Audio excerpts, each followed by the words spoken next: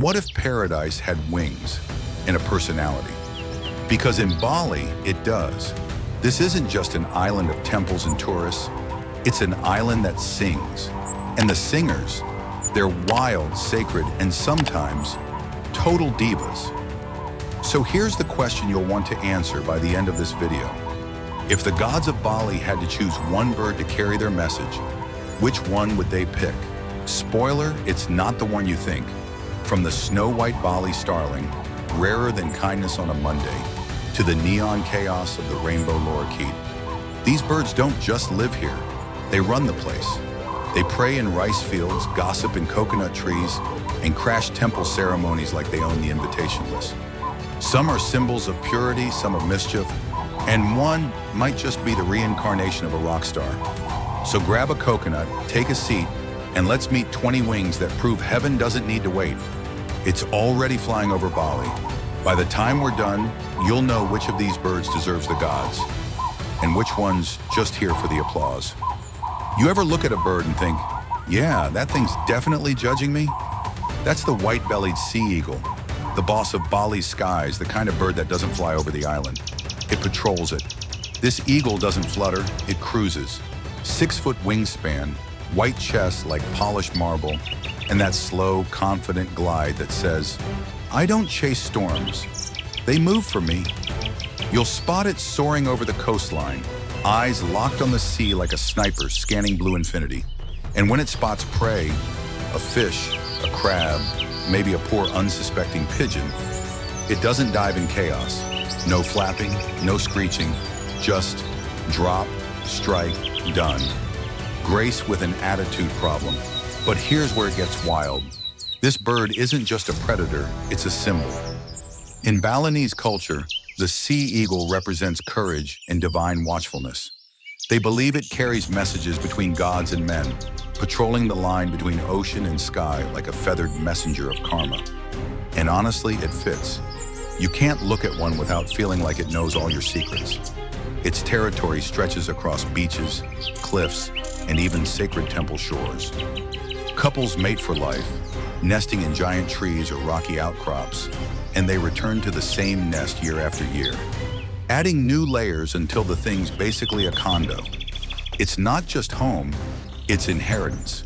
Here's a fun twist. They hunt in pairs. One eagle flushes the fish to the surface, the other swoops in to snatch it clean. That's teamwork so good it should have its own TED Talk. And while the tourists snap photos, these birds barely acknowledge the humans below, too busy being divine middle management. So tell me, if you ruled the skies above paradise, would you spend your day hunting fish or just watching everyone else work?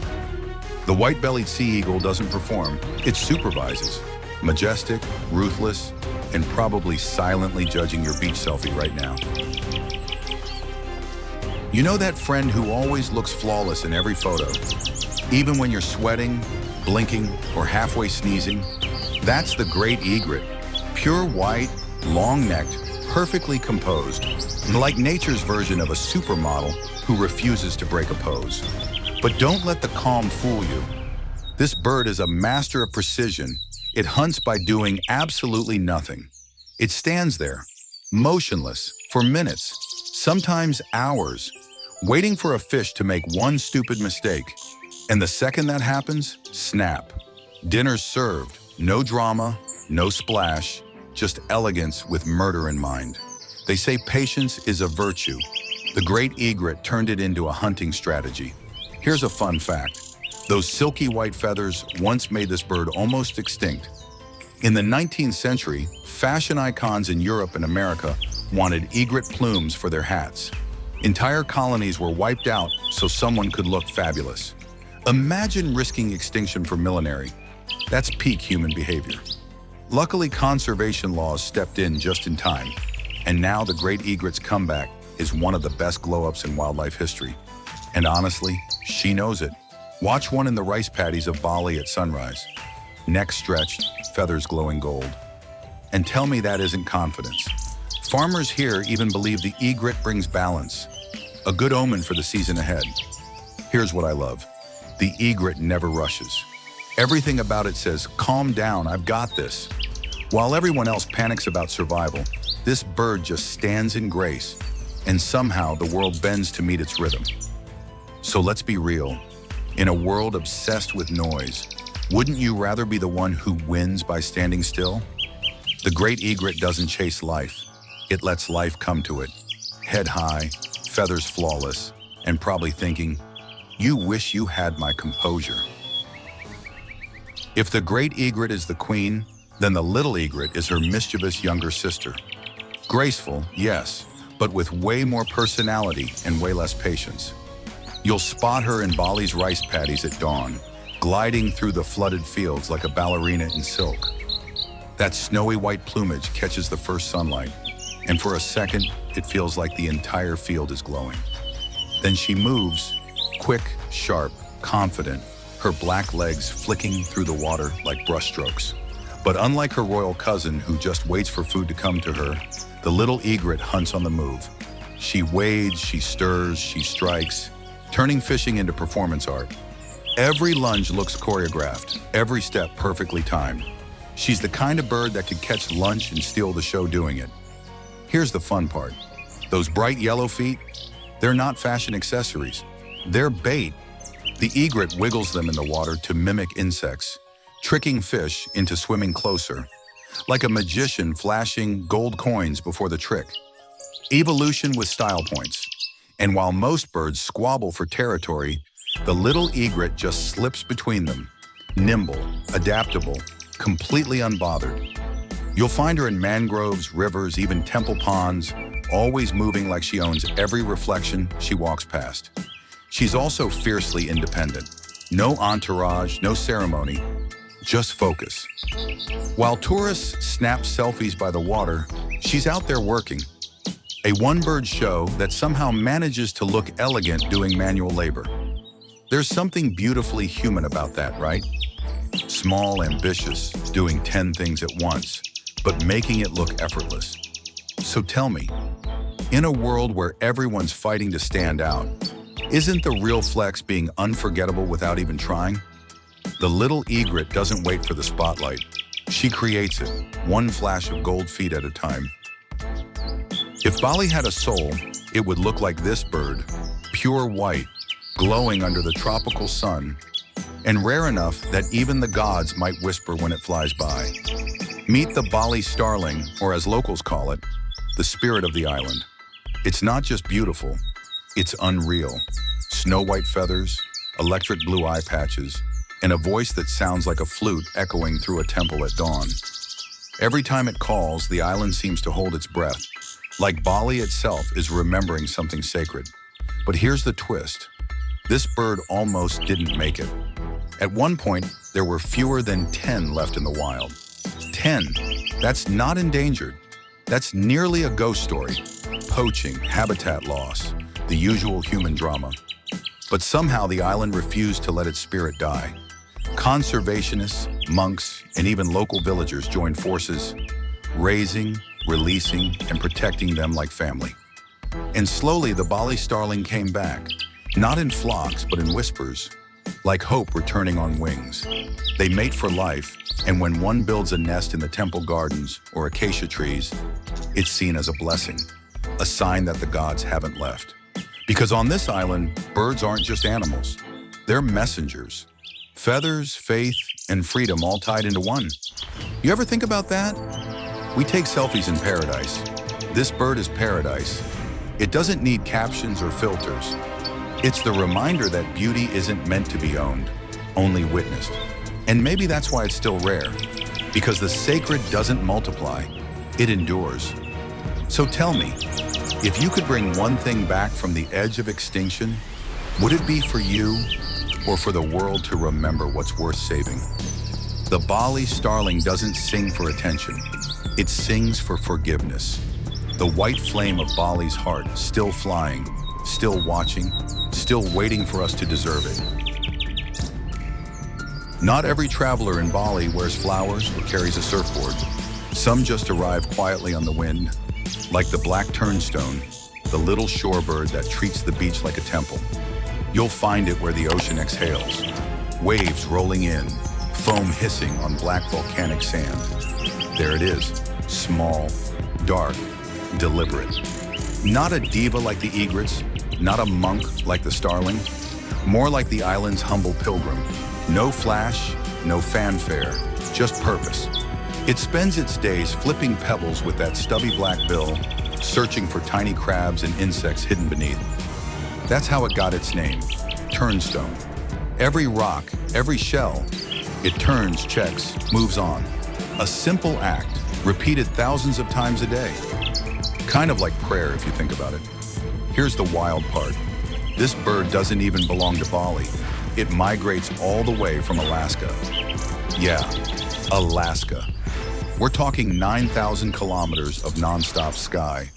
From glaciers to palm trees, from frostbite to heat stroke, and it just lands here like it never left. Talk about range. Most of us can't even survive a connecting flight without snacks and Wi-Fi. This bird does intercontinental travel on muscle and instinct. No GPS, no passport, just an unshakable sense of direction. And when it gets here, it doesn't strut or celebrate. It works, turning stones, feeding, resting, waiting for the wind to call it home again. No drama, no applause, just quiet purpose. There's something deeply human about that, isn't there? Flying halfway across the planet, not to conquer or collect, just to keep doing what you're meant to do. So tell me, if your journey took you across the world, would you still remember why you started walking in the first place? The black turnstone doesn't chase paradise. It finds it in the small, patient ritual of lifting one stone at a time. If Bali had a neighborhood rumor mill, this bird would be running it. Meet the Asian koel, the voice that wakes the island, and possibly the reason nobody's ever really sleeping in here. You'll hear it before you see it. That loud rising coo-oo, coo-oo, echoing through the palms at sunrise like an overly dramatic alarm clock. It doesn't chirp, it announces itself. Every morning, without fail. And honestly, it sounds like it's laughing at you for still being in bed. Locals say the koel calls when the rains are coming. The start of a new season, a reminder that change is literally in the air. But they also say it's a love call. Male koels sing relentlessly to impress the ladies, and once she shows up, the duet begins, a wild, echoing symphony that fills the tropical dawn. It's nature's version of karaoke, except nobody gets to sleep through it. Here's the twist. Koels are brood parasites. They lay their eggs in the nests of unsuspecting crows, then fly off and let the poor foster parents raise their kids. Ruthless? Maybe. Effective? Absolutely. The chicks grow faster, louder, and bossier than their crow siblings. Classic overachievers with questionable ethics. But before you judge, think about it. That's adaptation at its most audacious. Why build when you can outsource? It's the bird equivalent of hiring a nanny, if the nanny didn't know you existed. And here's what makes it oddly fitting for Bali.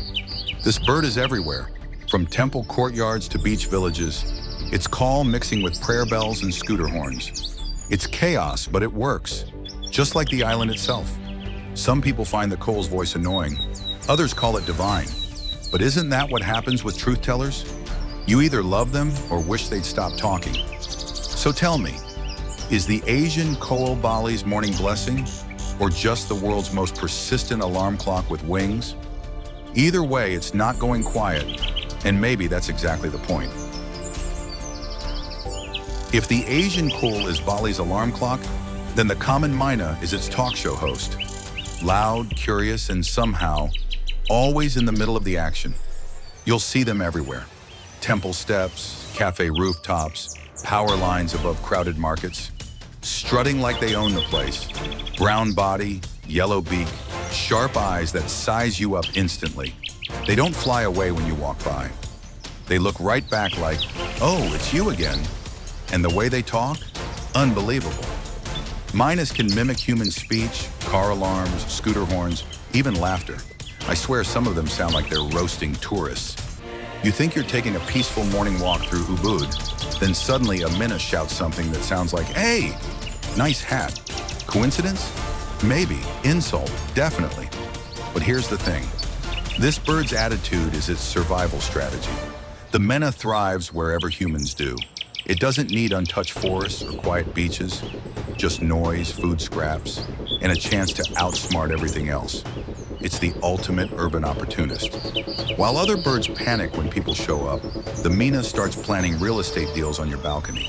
Fun fact, scientists call them one of the world's most adaptive species. They build nests in anything, signs, pipes, temple alcoves, even helmets left outside shops.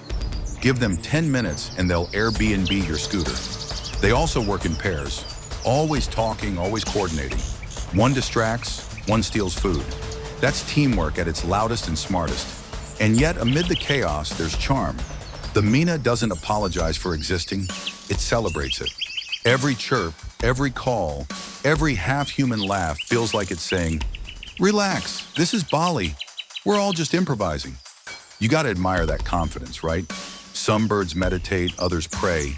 The myna just talks its way through life. So tell me, in a world full of quiet beauty, is there still room for the loud, clever survivors who make us laugh? The common myna isn't here to blend in. It's here to remind us that sometimes the noisiest ones are the ones actually living. If Bali had a soundtrack, this bird would sing the opening line. Meet the white-rumped shama, the tiny songbird with a voice so smooth, you'd think the jungle hired a jazz singer. It's not loud like the koel or snarky like the myna. This one sings with purpose, a rolling liquid melody that rises through the palms at sunrise, bouncing off temple walls and into the mist. It doesn't sing for the forest, it sings with it. And get this, the shama's voice isn't just beautiful, it's customizable. Each male learns the sounds of his surroundings, other birds, frogs, even human whistles, then remixes them into something completely new. It's not imitation, it's improvisation. Nature's first jazz composer. You ever hear one call right before dawn? It starts soft, like the forest stretching awake. Then the notes build, curling and twirling through the air, until suddenly you realize the whole jungle's listening. Even the monkeys pause for the encore. But here's the wild twist. This bird's beauty nearly got it silenced. Its voice made it a favorite in the illegal cage bird trade. People wanted the music for themselves, so they took the singers from the wild. Populations crashed across Southeast Asia. And yet, the shama keeps coming back. Rescued, released, reborn. Proof that even the smallest voice can carry across centuries if you let it breathe. Locals say hearing a shama before sunrise brings luck. Maybe it's true. Or maybe it's just what hope sounds like when it learns to sing again. You ever wonder why we chase beauty only to lock it away? Maybe the shama's song isn't for us to own. It's for us to remember what freedom feels like. The white-rumped shama doesn't sing for applause. It sings because silence is too heavy to carry alone. If the white-rumped shama is the soulful balladeer of the forest, then the Oriental magpie-robin is the street performer who sets up next to your morning coffee and refuses to stop until you tip him, in applause. You'll see this little black and white bird hopping around temple courtyards and backyard gardens, tail flicking like a metronome, belting out tunes that sound way too confident for something that weighs less than your phone. And honestly, he's got reason to brag. His song is bright, sharp, and unpredictable. He'll whistle, trill, pause dramatically, then drop a note so perfect it could make a monk grin.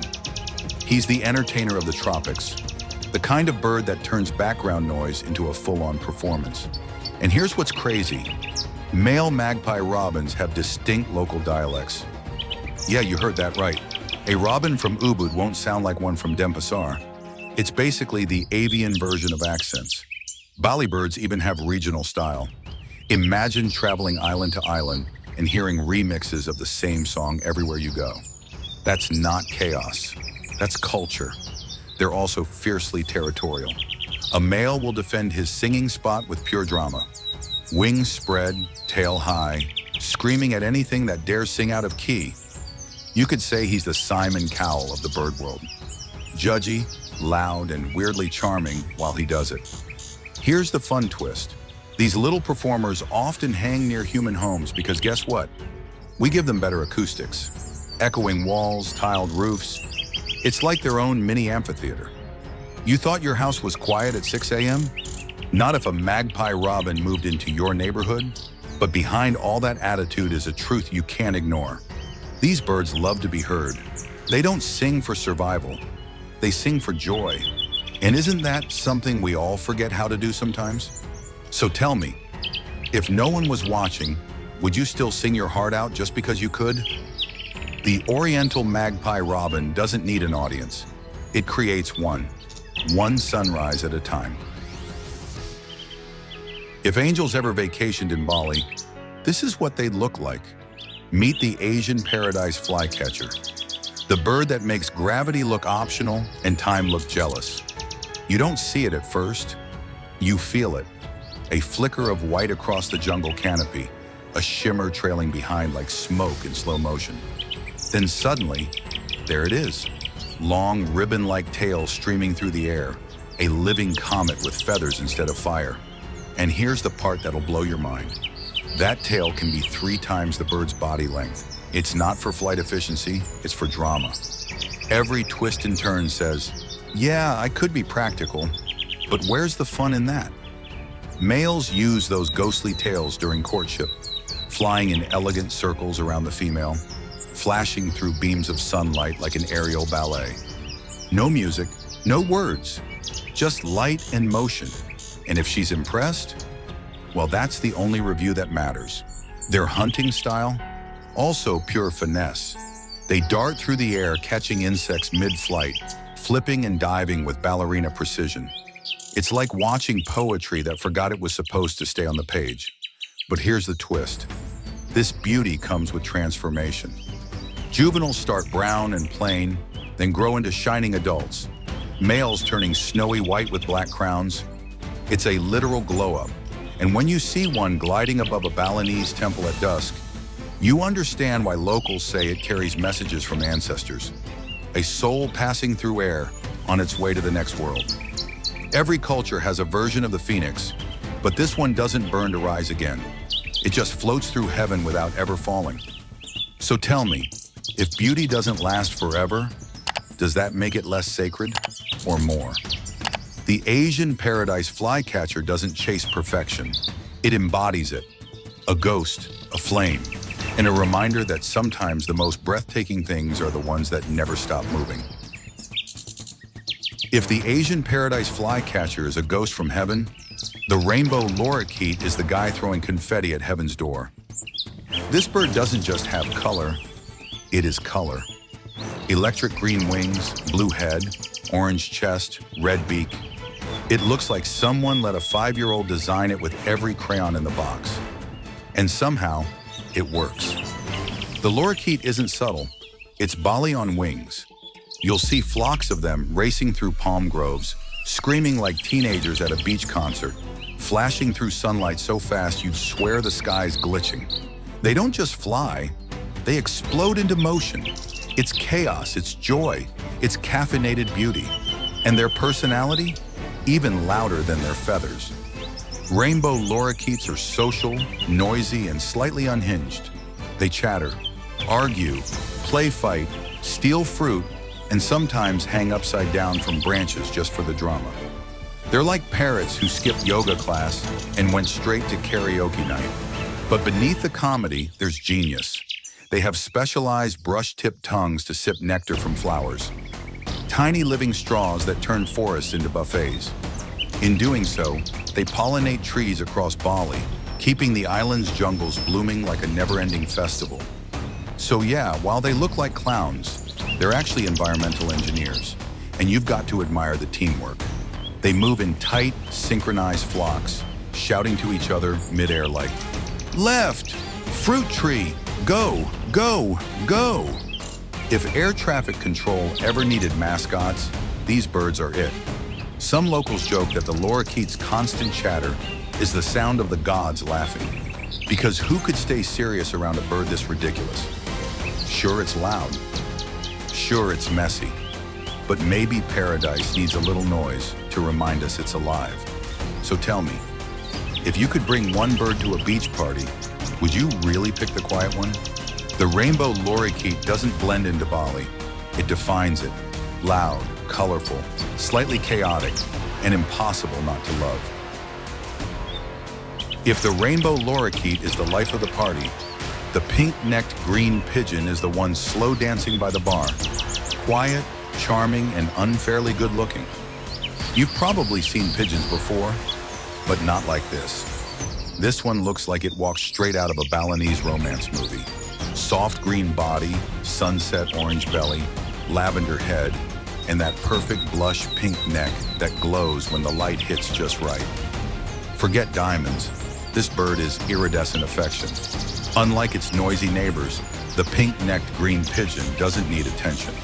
It coos softly from the treetops, hidden among palm leaves and mango branches, turning every orchard into a tropical love story. And the way it moves, slow, elegant, deliberate. It's like watching serenity itself learn how to fly. Here's a fun twist. This bird is a fruit addict. It feeds almost entirely on figs and berries, swallowing them whole and flying off to drop seeds across the island. In other words, it's unintentionally replanting Bali one meal at a time. A romantic and an environmentalist. That's some main character energy right there. And get this, they mate for life. Pairs build delicate nests together and share parenting duties equally. The male even takes the night shift warming the eggs. Somewhere out there, human couples are taking notes. You ever notice how some beauty doesn't shout? It just exists. That's this bird. No drama, no flash, just calm, confident color. A walking, well, flying reminder that love doesn't always have to be loud to last. In Bali, where devotion and balance shape everything, the pink-necked green pigeon fits right in. A small green heartbeat echoing through the tropical hush. So tell me, in a world full of noise and neon, wouldn't you rather fall for the one who glows quietly? The pink-necked green pigeon doesn't chase love, it cultivates it. One fruit, one sunrise, one heartbeat at a time. If Bali had a soundtrack, this bird would handle percussion. Meet the Coppersmith barbet, a tiny, round, ridiculously colorful bird that sounds like it's been hammering metal all morning. Seriously, its call goes tink, tink, tink, like someone tapping a tiny bell over and over again. You hear it echoing through palm groves, temple gardens, and city parks. Steady, rhythmic, impossible to ignore. And that's how it got its name, the blacksmith of the tropics. Now imagine this, a bird the size of a golf ball with a red forehead, yellow throat, green wings, and a streak of black eyeliner. Looking like it got ready for a Balinese parade. It sits on a branch, puffed up like a little jewel, and just keeps hammering out its tune. No audience, no stage, just pure rhythm. And here's the twist. That sound, it's not just random noise, it's communication. Barbets use their metallic calls to stake out territory and attract mates. Sometimes duetting with their partners, like a married couple arguing in perfect tempo. It's part love song, part real estate announcement. But don't let the cuteness fool you. These birds are excellent builders. They chisel holes into dead trees and nest inside, turning wood into miniature apartments. Each year they return, remodel, expand, like tiny avian architects running a construction business. And the best part, when they're gone, other species move in. Woodpeckers, owls, even squirrels, all benefit from their craftsmanship. So while they sound like little blacksmiths, they're actually city planners of the jungle. They're proof that small doesn't mean insignificant, that sometimes the world's rhythm comes from its tiniest voices. So tell me, if you could make your mark by sound alone, would you whisper or leave an echo that rings through the trees? The Coppersmith barbet doesn't seek applause, it forges it, one metallic note at a time. Blink and you'll miss it. A flash of turquoise, a glint of orange, and boom, it's gone. That's the common kingfisher, Bali's tiny blue lightning bolt that hunts with the precision of a sniper and the style of a jewel thief. It's not big, barely the size of your hand, but it wears more color than a Balinese dancer. Electric blue back, fiery chest, dagger-like beak. It's like someone took sunrise and ocean and fused them into one impossible bird. You'll find it perched on a bamboo stick above a rice paddy, perfectly still. Not meditating, calculating. Every tiny ripple below gets analyzed. Every fish that moves, marked. Then, a single dive. No splash, no hesitation, just precision. Seconds later, it's back on its perch, shaking droplets like a performer finishing a perfect scene. And here's the twist. That speed isn't luck. Its eyes have built-in goggles. They can switch from air vision to underwater focus instantly, so when it dives, it's basically looking through two realities at once. Nature gave it 4K slow motion before humans even invented cameras. The kingfisher is the definition of balance. Stillness before motion, grace before violence. It doesn't waste energy. It waits until perfection is guaranteed. It's the kind of discipline even monks would envy. But despite its beauty, this bird's not about showing off. It's a minimalist.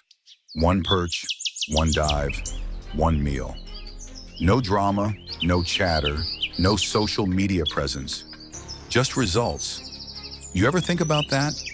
In a world full of noise, the ones who stay silent usually hit their targets first. The common kingfisher doesn't hunt with hunger. It hunts with confidence. And every time it slices through the air, it's a reminder that you don't need to be big to make a splash. You just need to know exactly when to dive. If the common kingfisher is sunlight in motion, then the black-capped kingfisher is the sunset that never ended. Mysterious, elegant, and just a little dangerous.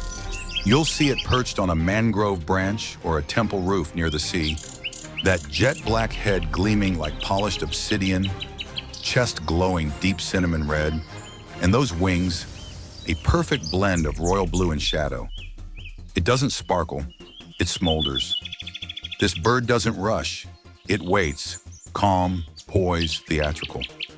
1 second it's a statue, the next it's a blur slicing across the air, snatching a crab or fish in one lightning strike that leaves nothing but silence behind. If James Bond were a bird, this would be his tuxedo. And the voice, a harsh, rattling laugh, somewhere between a chuckle and a dare. You'll hear it echo through mangrove forests at dusk, like the island itself is clearing its throat before the night begins. Here's the fun twist. Despite its elegance, the black-capped kingfisher is actually a bit of a rebel. Most kingfishers stick close to rivers.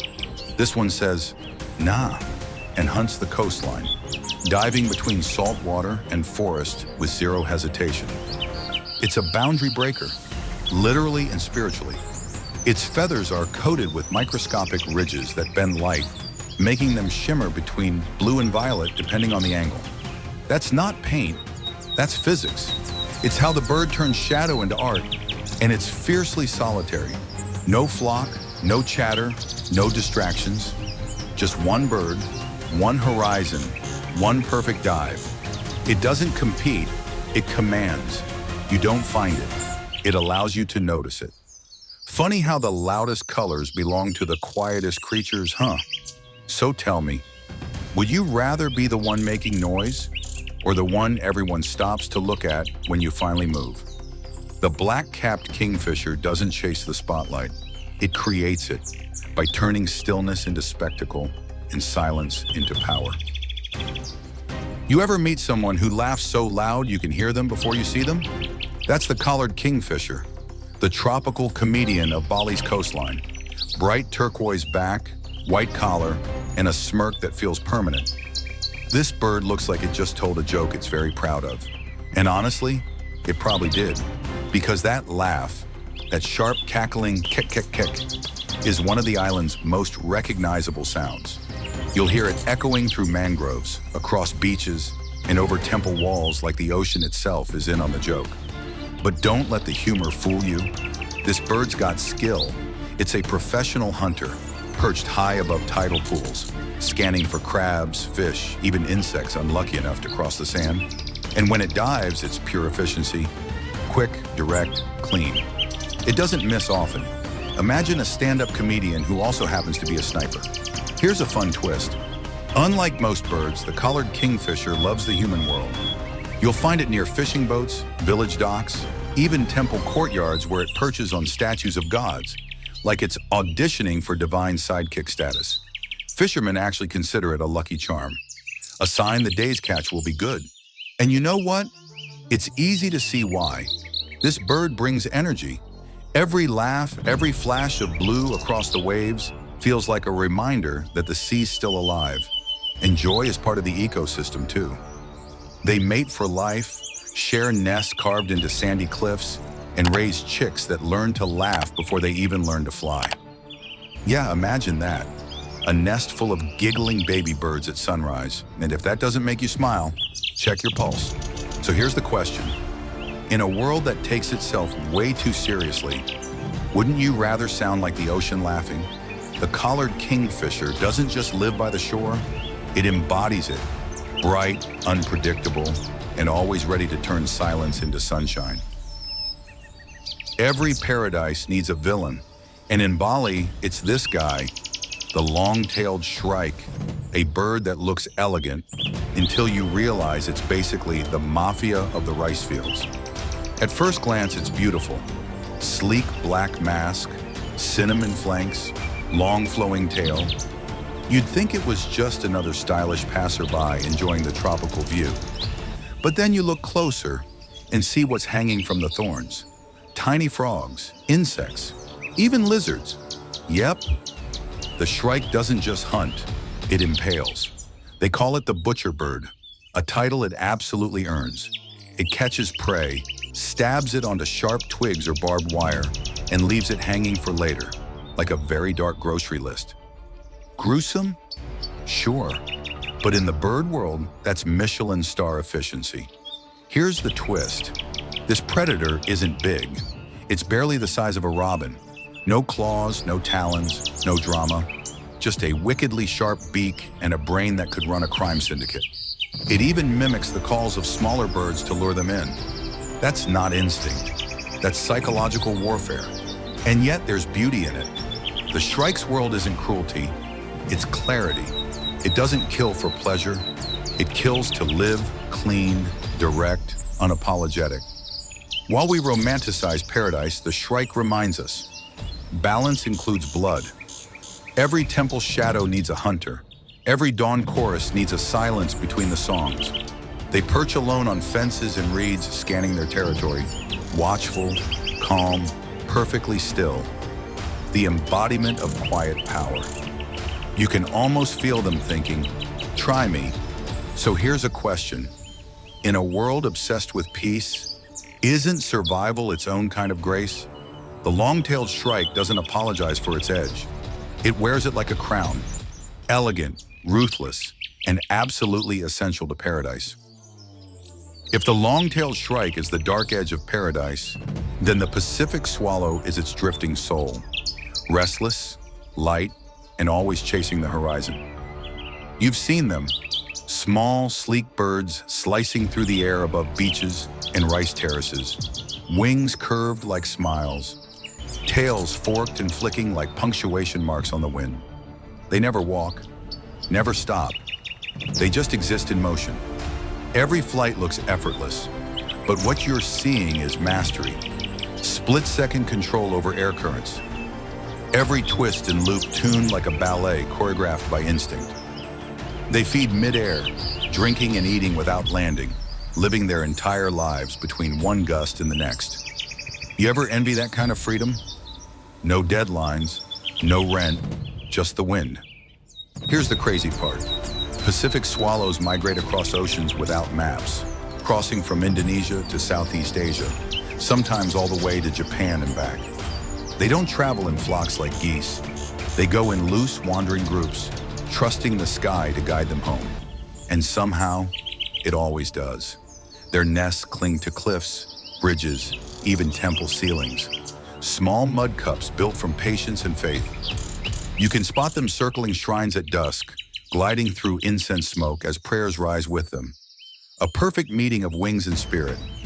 Locals say swallows bring good luck, that when they return, they carry souls of travelers coming home.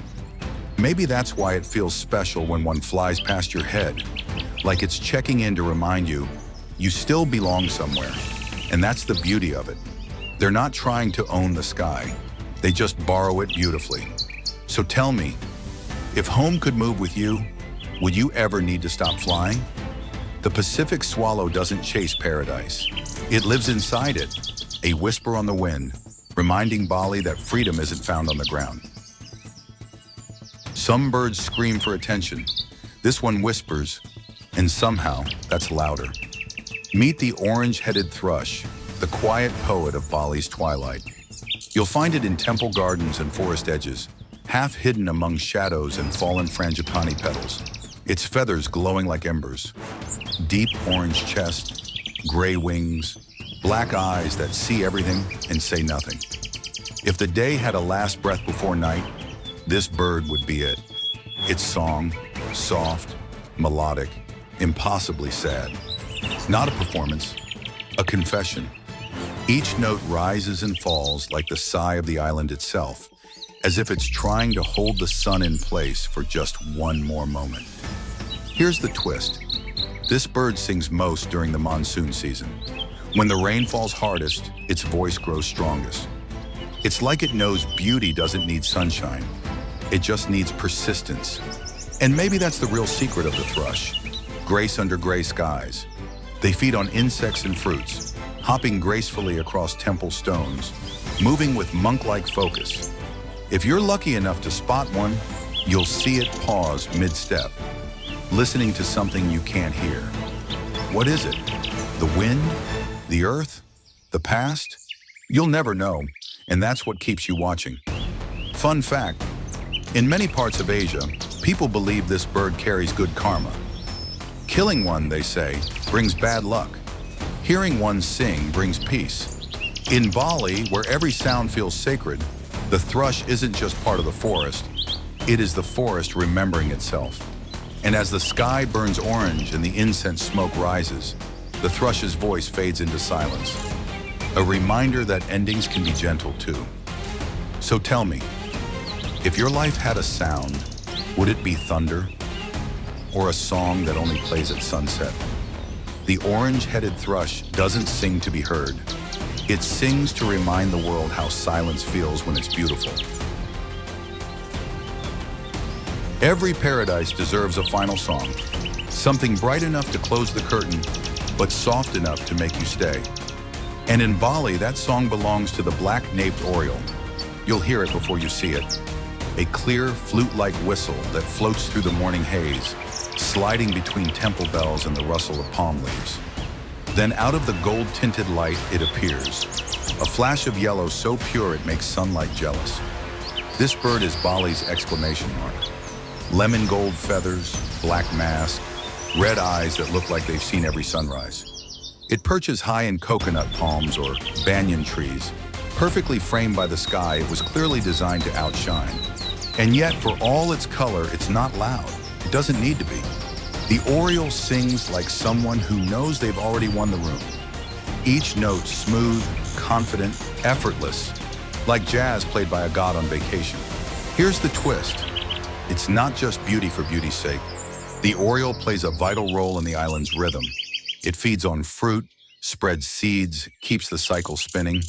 A golden messenger making sure paradise keeps regenerating itself. Even nature, it seems, has a favorite instrument.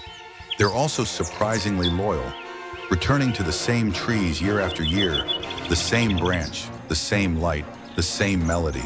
It's devotion disguised as routine. And maybe that's the quiet wisdom of this bird. You don't have to leave to live a beautiful story. Watch one glide across a Balinese rice field at sunset, and you'll understand why locals call it Swara Surga, the voice of heaven. Not because it's divine, but because it reminds you what divinity feels like when it lands near you. So tell me, if joy had a color, would it look like this? Would it sound like gold? The Black-naped Oriole doesn't sing to end the day. It sings to make you wish it wouldn't end. And that's Bali. Not just an island, but a heartbeat with wings. 20 birds, 20 voices, each one carrying a piece of the island's soul across the sky. From the fierce calm of the white-bellied sea eagle to the divine whisper of the Bali Starling, from the chaotic laughter of the Lorikeet to the golden farewell of the Black-naped Oriole.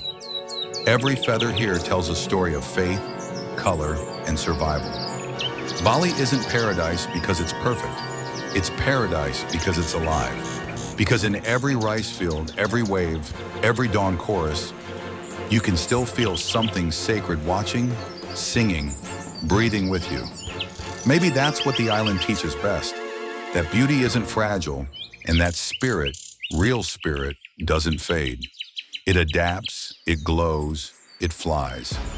So the next time you stand on a Balinese beach and see a shadow cross the sun, don't look for gods in the clouds. They're already here, in the wings that pass above you and in the silence that follows their song.